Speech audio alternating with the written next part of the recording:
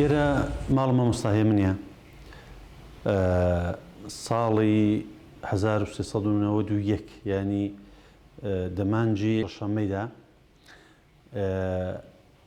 بە پێی ڕێککەوتنێک کە دەگەڵ ئایشی خانمی ڕەحمەتی ئایشە خانمی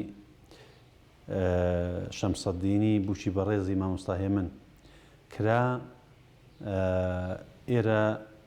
لایشی خانمی کردراوە و لەلایەن شارەداریەوە بەهەرحاڵ کاربەرەکەی گۆڕدرا بە موزە توانیمان ئێرە بکەینە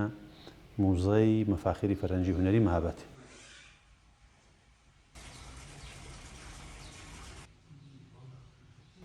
ئەو کەسانەی کە بە ژوورێک شناسنامەی نەک فەرهەنگی شاری مەهابادێ بەڵکو شناسنامەی فەرهەنگی خەڵکی کوردن.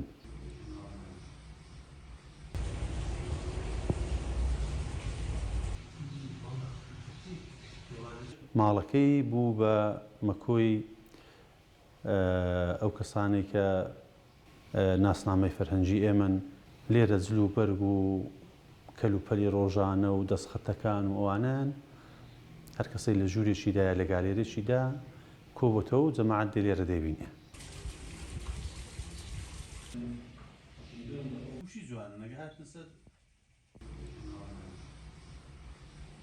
دیارە ژوورێک هەر ئی مامۆستا هێمنەی خۆی ژوورێک ئی مامۆستا محەممەدی خازێ ژوورێک ئی مامۆستا هەژارێ یەک ئی مامۆستا ئەحمەدی قازی و یەک دوو گالێریش ئاوە بە زووتا دانراون خالداغا حسامی ناسرا بە مامۆستا هێدی و هەندێک دەستخەتی ئی مەلا مارفی کۆکەی ئی مسباح الدیوانی ئەدەب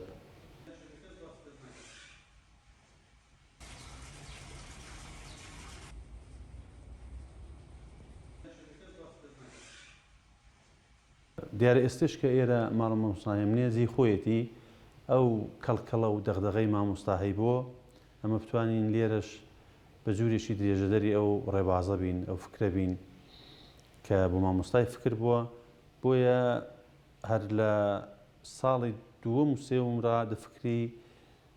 دانانی ناوەندێکی بڵاوکردنەوە بووین مەرکەزێکی نەشر و توانیمان هەر بە نێوی سەرای هێمن شاراتێکی ژۆرگرین دەو ماوەیەشدا لە قەدەر کارمان کردەوە.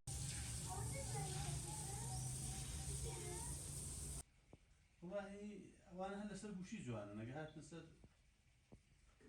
ئەو جگایە